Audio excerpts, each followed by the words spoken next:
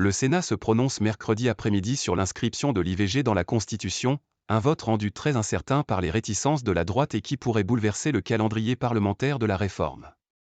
Il s'agit de l'étape la plus délicate de la révision constitutionnelle promise par le président de la République, Emmanuel Macron. L'exécutif ne pourra la mener à bien sans obtenir un vote majoritaire des 348 parlementaires du Palais du Luxembourg.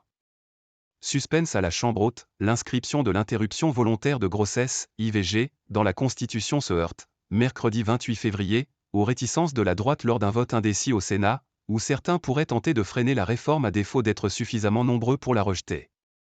Les débats s'annoncent tendus à partir de 16h30 au Palais du Luxembourg.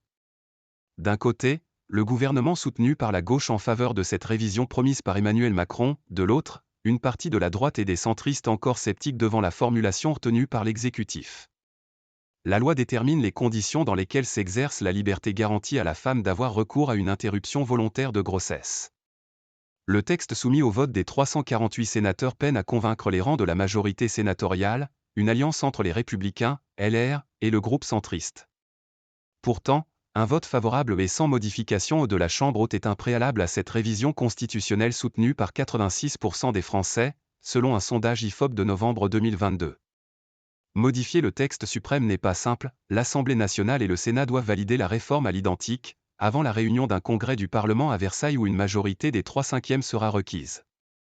Agenda contesté. Après l'Assemblée, quasiment unanime fin janvier, le vote du Sénat est l'étape la plus périlleuse du processus. Les trois chefs de la majorité sénatoriale, le président du Sénat Gérard Larcher, le patron du groupe LR Bruno Retailleau et celui du groupe centriste Hervé Marseille, sont en effet opposés à la réforme. Il n'y a pas de menace qui pèse sur l'avortement en France, insiste Bruno Retailleau. Le gouvernement ne peut pas nous imposer un calendrier au mépris du débat parlementaire, ajoute-t-il auprès de l'AFP, encore échaudé par l'agenda avancé fin 2023 par Emmanuel Macron. Le président avait envisagé de réunir le Congrès le 4 mars, ce qui impliquait un vote du Sénat sans modification rédactionnelle.